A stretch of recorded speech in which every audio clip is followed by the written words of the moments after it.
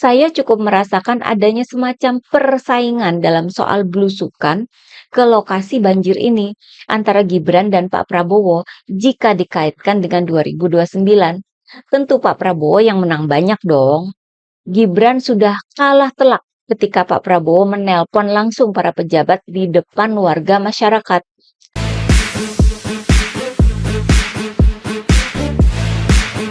Hai teman-teman, jumpa lagi dengan saya, Nina Nur.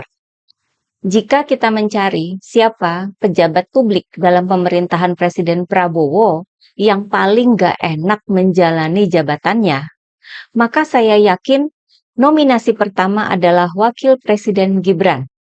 Bahkan bisa jadi pemenang ini ya. Memang ada pejabat lain yang punya banyak kesalahan dan blunder, macam Bahlil dan Wakil Menteri Noel. Namun mereka tidak dikait-kaitkan dengan Pilpres 2029, sehingga kesalahan dan blunder itu ya tinggal urusan antara mereka dan Presiden Prabowo sebagai atasannya. Hanya Gibran yang selama ini sejak pemerintahan Presiden Prabowo dimulai, yang sering dikait-kaitkan dengan Pilpres 2029. Hanya Gibran juga yang memang terlihat sibuk pencitraan sejak dilantik jadi wakil presiden, ya kan? Ketika Presiden Prabowo sibuk melantik para menteri dan para pejabat lainnya, Gibran sudah belusukan ke proyek-proyek infrastruktur. Ketika Presiden Prabowo melakukan kunjungan kerja ke luar negeri, Gibran sibuk launching program Lapor Mas Wapres. Apa kabar itu program ya? Jadi memang dari semua tokoh politik dan pemerintahan, Gibran inilah yang paling menonjol dan paling sering dihubungkan oleh para pengamat dengan Pilpres 2029. Sehingga apapun yang dilakukan oleh Gibran hampir selalu diartikan sebagai upaya kampanye buat 2029. Bahkan upaya-upaya bapaknya Gibran, Jokowi, yang masih suka nempel sama Presiden Prabowo, itu juga dinilai oleh pengamat politik sebagai upaya buat mencari celah, buat Gibran bisa nyapres di 2029. Walaupun katanya Pak Jokowi mendukung Pak Prabowo maju lagi di Pilpres 2029. Namun menurut pengamat politik Jerry Masih, perkataan Pak Jokowi itu hanya omong kosong, karena yang benar adalah sebaliknya. Masa Gibran jadi wakil presiden lagi? Gengsi dong ya. Anak presiden kan harusnya jadi presiden, ya enggak? Dan saya yakin bahwa Pak Prabowo yang sudah senior di dunia politik tanah air ya, pasti tahu dan paham benar. Soal Fufu Fafa aja kan beliau sekeluarga sudah tahu kok. Masa soal ambisi politik keluarga Jokowi beliau nggak tahu? Walaupun Pak Prabowo sudah bilang, hidup Jokowi, saya yakin di balik itu ada maksud lain. Karena walaupun sudah dipuja-puja oleh Presiden Prabowo, tetap para mahasiswa dan aktivis tetap berdemo. Indonesia gelap waktu itu kan. Siapa yang didemo, yang mau diadili dan dimaki-maki oleh para pendemo? Ya tetap Pak Jokowi dan keluarga. Siapa yang mendapat sorakan di pelantikan presiden waktu itu? Anak dan menantu Jokowi. Itu tahun lalu. Sementara tahun ini, siapa yang namanya juga disoraki dan sepi tepuk tangan dalam acara serah terima jabatan Gubernur DKI Jakarta atau DKJ ya. Kan nama-nama mantan Gubernur DKI disebut ya. Yang lain mendapat tepuk tangan. Ada Pak Ahok, Pak Anies ya. Hanya nama Jokowi yang tidak mendapat tepuk tangan dan malah disoraki Artinya apa? Artinya, kota Jakarta ini sudah tidak lagi menjadi tempat yang kondusif buat Jokowi dan keluarga. Kalau Pak Prabowo sih tetap aman jadi presiden kan. Itu tadi saya mencoba menggambarkan ya, betapa nggak enaknya jadi Gibran sekarang ini. Nengokin korban kebakaran kan dipanggil Fufu Fafa. Nengokin korban banjir dicuekin sama ibu-ibu. Dan sekarang, ketika Presiden Prabowo turun ke lapangan menengok kondisi korban banjir di Bekasi, itu juga bikin Gibran jadi makin gak enak rasanya. Pertama, kita tahu bahwa Gibran duluan yang belusukan mendatangi korban banjir di Bekasi pada hari Rabu tanggal 5 Maret lalu. Alasannya adalah untuk menindaklanjuti instruksi Presiden Prabowo. Itu sampai ditulis loh di berita media ya, bahwa Gibran belusukan ke lokasi banjir untuk menindaklanjuti instruksi Presiden.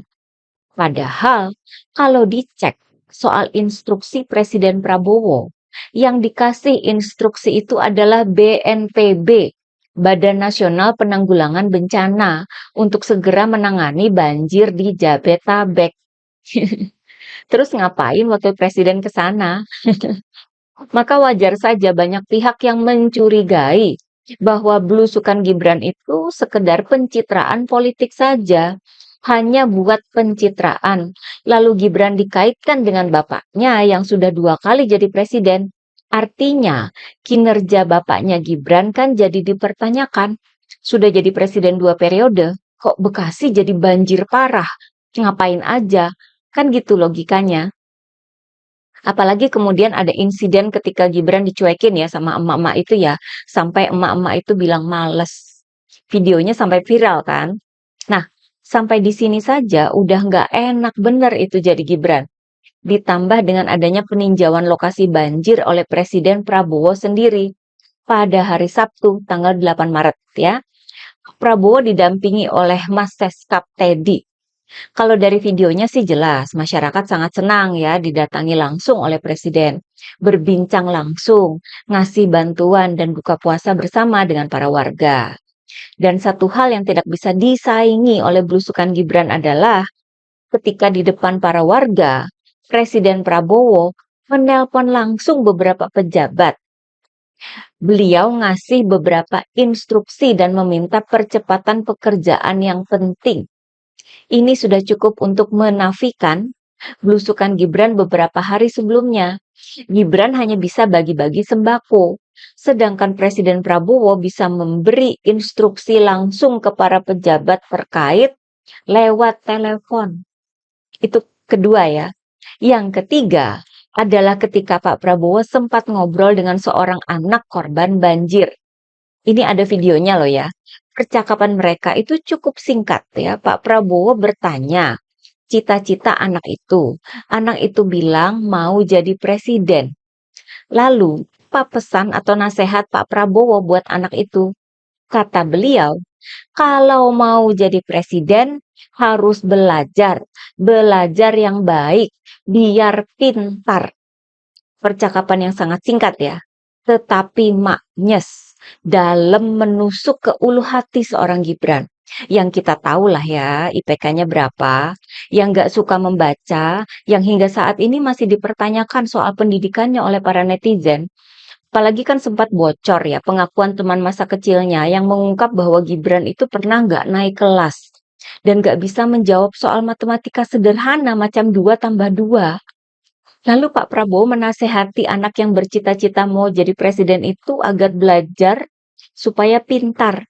Kita tahu bahwa Pak Prabowo memang demen sama orang-orang yang pintar. Beliau itu kerap memuji langsung kepintaran orang-orang itu.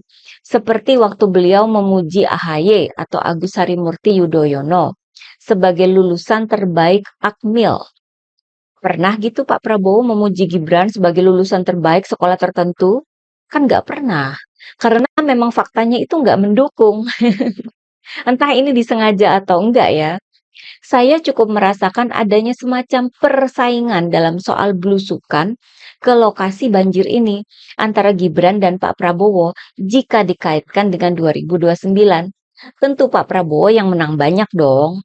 Gibran sudah kalah telak ketika Pak Prabowo menelpon langsung para pejabat di depan warga masyarakat. Kekalahan itu bertambah telak dengan percakapan singkat Pak Prabowo dengan anak kecil itu ya. Disuruh belajar supaya pintar. Sama aja kan dengan bilang gini, jangan kayak wakil saya itu nak. Oke, bagaimana pendapat teman-teman? Terima kasih atas perhatiannya. Begitulah Kura-Kuri. Saya sekarang di Kabupaten Bekasi, Kecamatan Babelan. Makannya belum sampai belum ya. Kondisi mereka itu masih banyak banjir. Ini sekolah dasarnya SD 04 masih kerendam, jadi harus dipikirkan nanti.